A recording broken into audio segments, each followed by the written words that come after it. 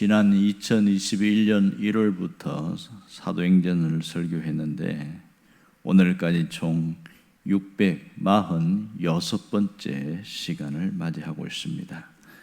2021년에는 사도행전 1장에서 7장까지를 설교했고 22년에는 8장부터 12장까지 그리고 또 23년에는 13장부터 18장까지 작년에는 19장부터 26장까지 그렇게 설교했습니다.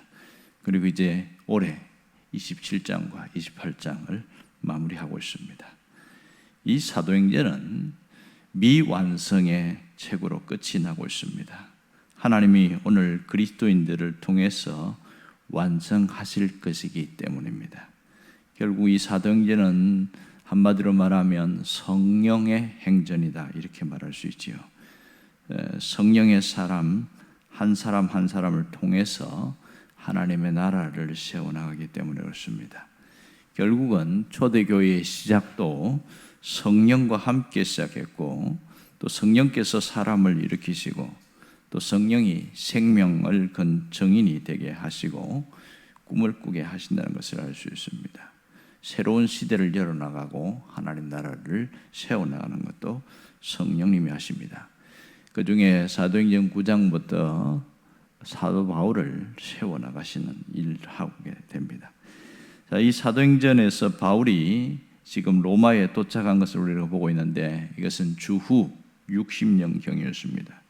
그러니까 2년간 감옥에 있었으니까 AD 60년에서 62년까지 감옥에 있다가 재판을 받고 즉시 풀려납니다. 무죄 석방되죠.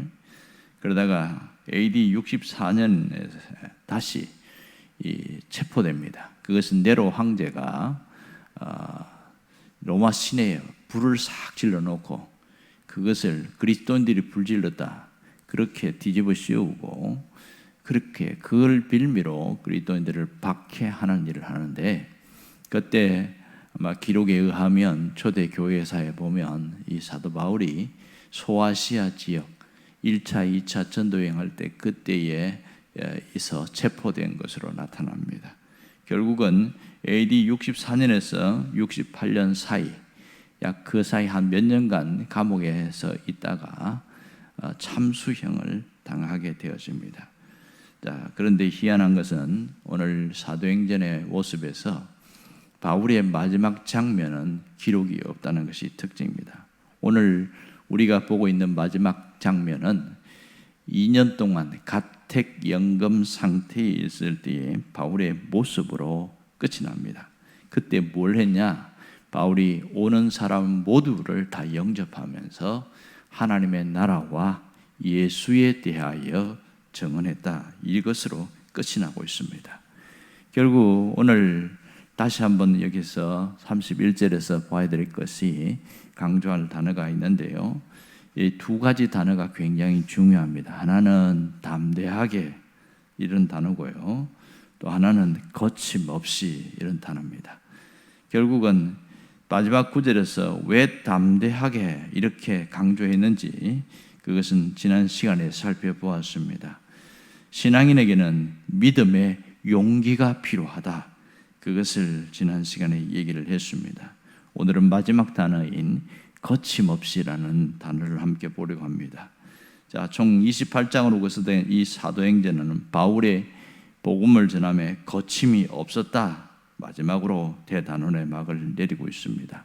이 거침없이라는 헬라어 단어는 막힘이 없이, 방해가 없이, 자유로이 이런 뜻을 갖고 있습니다.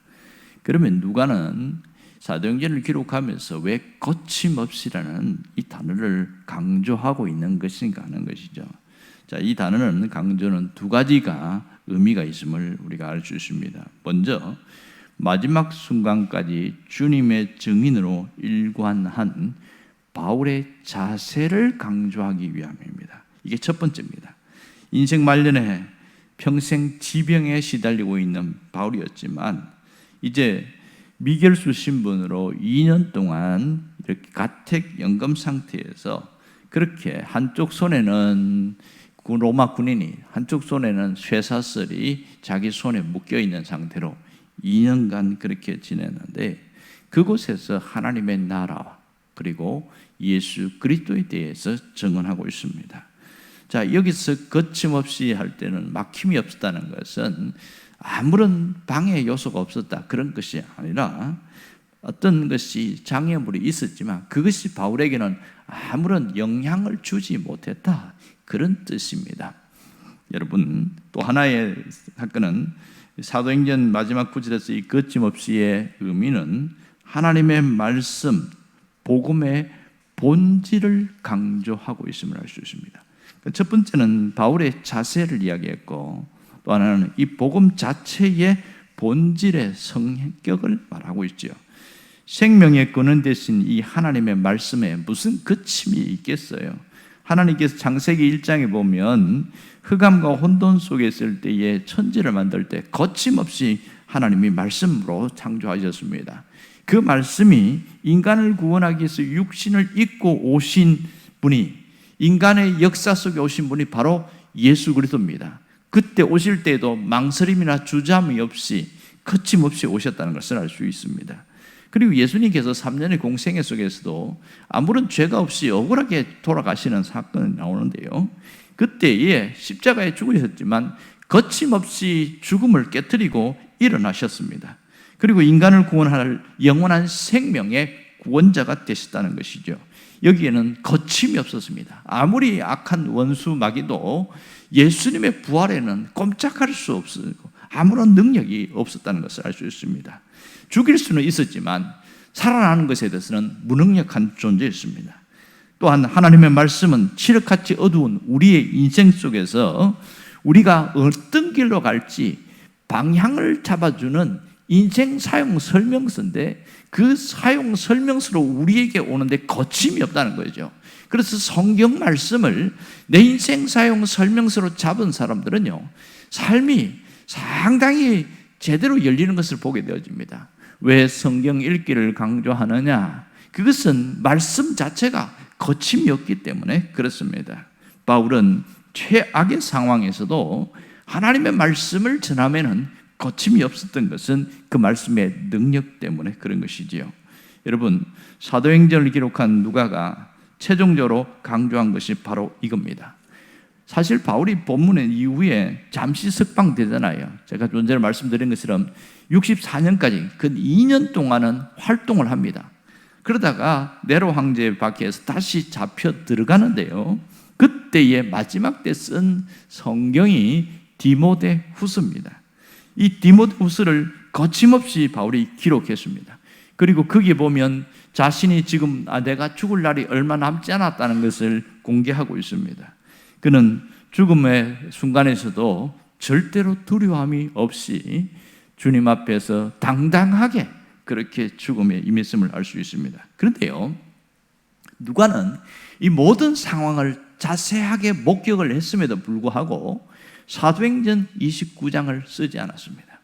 분명히 일반적으로 이 바울의 행적을 끝까지 쓰려고 하면 사도행전 29장까지 써야 맞거든요.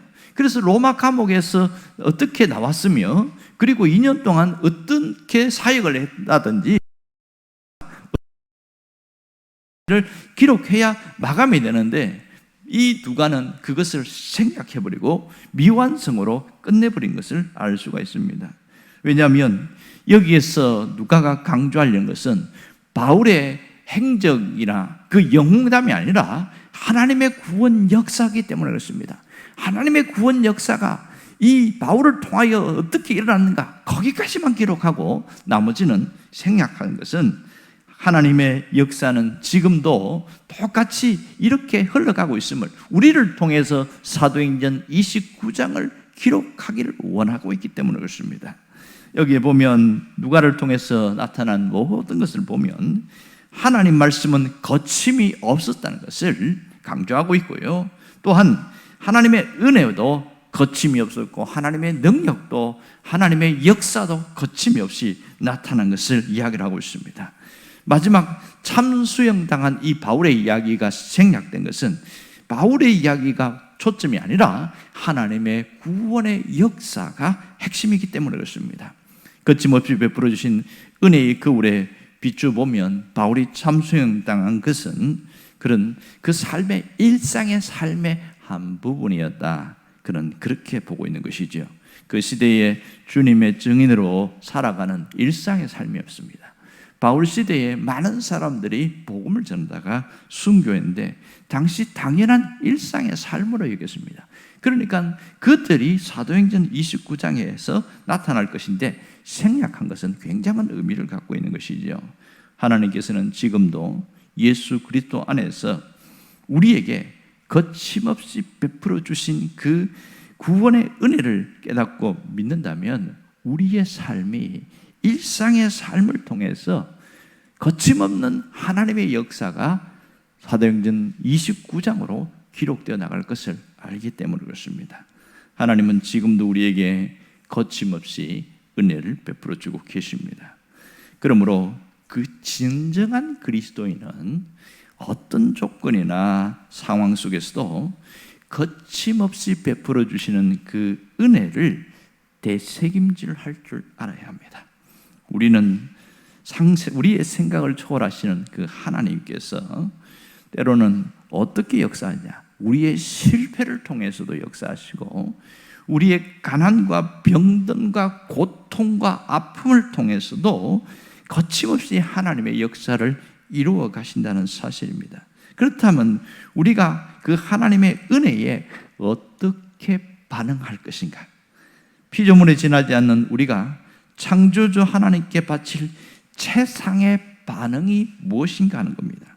그것은 바로 이 질문에 대한 답변은 거침없이 참수형을 당한 일상의 삶으로 돌아간 이 바울의 모습을 통해서 우리는 해답을 얻을 수가 있습니다. 바울이 로마서 12장에서 우리가 일상의 삶을 어떻게 살아야 할까를 정확하게 말한 부분이 있습니다. 그것이 로마서 12장 1, 2절인데요. 거기 보면 이렇게 나와 있습니다. 그러므로 형제들아 내가 하나님의 모든 자비하심으로 너희를 권하노니 너희 몸을 하나님이 기뻐하시는 거룩한 산제사로 드리라. 이는 너희가 드릴 영적 예배니라. 이렇게 이야기를 하거든요. 우리를 거침없이 구원해 주신 하나님께 우리가 올려드릴 최상의 결단은 영적 예배를 드리겠다는 결심, 그것입니다. 내가 영적인 예배를 드려야 되겠다. 그 영적인 예배가 뭐냐? 그것은 바로 우리가 거룩한 산제물이 되어서 살아가는 것이죠.